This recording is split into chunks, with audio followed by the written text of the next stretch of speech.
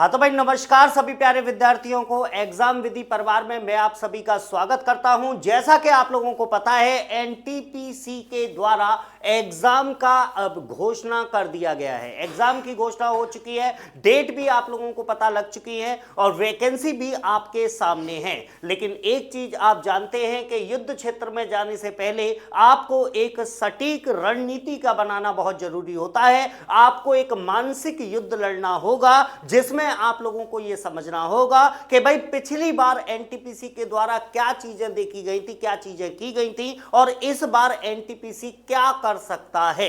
तो मैं जो बात करने वाला हूं, मैं गुवाहाटी जोन की बात करने वाला हूं। ठीक है, इस गुवाहाटी जोन में मैं आप लोगों को यह बताऊंगा कि पिछला कट ऑफ क्या रहा था और इस बार आप लोग ऐसा क्या स्कोर करें जहां पर आप अपने आप को सेफ रख सकते हैं। ठीक है भाई, यहां पर एक चीज पर गौर कीजिएगा कि अगर आपको ये पता लग जाता है कि पिछली बार आपका कट ऑफ कितना गया था तो आपको एक मोटा मोटा अंदाजा ये मिल जाता है कि इस बार आपको कितनी मेहनत करनी चाहिए जिससे आप एग्जाम में एक स्थान या फिर जब रिजल्ट निकल कर आए तो आप अपने लिए एक सीट को पक्का कर पाए। तो यहां पर देखिएगा, चीजों को आगे मैं थोड़ा सा बढ़ाता हूं और यहां पर मैं बात करता हूं सबसे पहले वैकेंसीज के बारे में। ठीक है भाई, देखिए पिछली बार जो वैकेंसी आई थी वो 2019 में आई थी, है ना। 2019 में ये जो वैकेंसी आई थी इसमें जो पद थे उन पदों की संख्या जो थी वो थी 851। ठीक है, यानी 851 पदों पर भर्ती निकली थी टोटल। और अगर हम बात करते हैं किसके, यहां पर मैं गुवाहाटी जोन के लिए बता रहा हूं आपको। ठीक है, 851 पदों पर भर्ती थी। इस बार की अगर मैं बात करूं तो क्या स्थिति है भैया,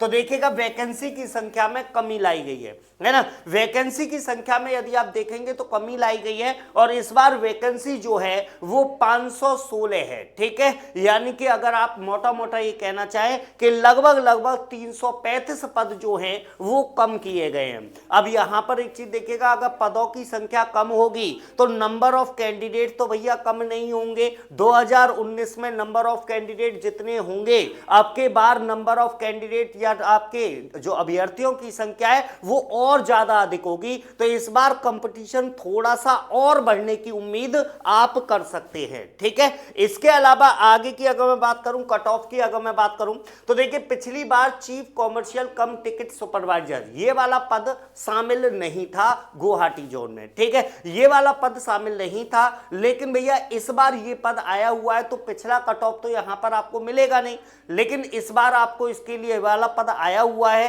तो इसके लिए भैया अब की बार आपको तैयारी करनी होगी।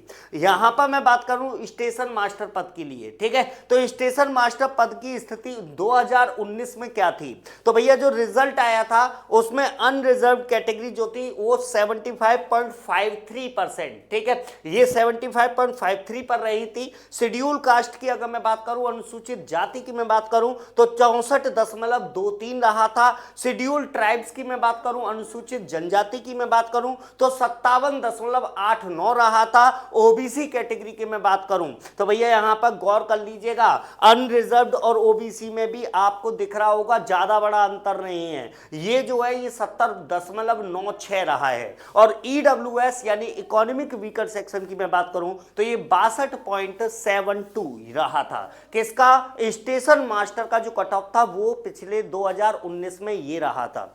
अब यहां पर मैं बात करता हूं तो देखिए एनटीपीसी के लिए एग्जाम विधि की तरफ से आपके लिए उत्कर्ष बैच चल रहा है। ठीक है, ये जो उत्कर्ष बैच है इसमें आप लोग भैया एनटीपीसी की पूरी तैयारी कर सकते हैं और ये पूरी तैयारी इस समय ऑफर में आपके लिए चल रही है मात्र 199 यानी 199 रुपए में। आगे की तरफ चलें तो यहां पर गुड्स ट्रेन मैनेजर की अगर मैं बात करूं 2019 की स्थिति तो अनरिजर्व के लिए रहा था भैया 77.38, है ना। शेड्यूल कास्ट के लिए था 66.44, शेड्यूल ट्राइब की बात करूं तो 63.27, ओबीसी कैटेगरी के लिए 71.64 और ईडब्ल्यूएस के लिए 66.07 रहा था गुड्स ट्रेन मैनेजर का कट ऑफ। ठीक है, इसके अलावा चलिए यहां तक ये चीजें हैं। देखिए एनटीपीसी का पिछली बार जो स्थिति रही थी वो मैंने आप लोगों को बता दी है, और 2024 की स्थिति में आप लोगों को बता चुका हूं। क्योंकि हम गुवाहाटी जोन की बात कर रहे हैं तो पदों की संख्या में कमी आई है, पदों की संख्या में कमी आई है, लेकिन डेफिनेटली 100% नंबर ऑफ कैंडिडेट की संख्या में वृद्धि होगी और कहीं ना कहीं कंपटीशन थोड़ा बहुत बढ़ेगा ही बढ़ेगा। तो आपको मैंने पिछली कट ऑफ बता दी है, इससे आप लोग ये अंदाजा लगा सकते हैं कि अब आपको अपनी तैयारी किस लेवल पर रखनी है, किस स्तर पर रखनी है, जिससे आप अपने एग्जाम को क्लियर कर सकें। धन्यवाद।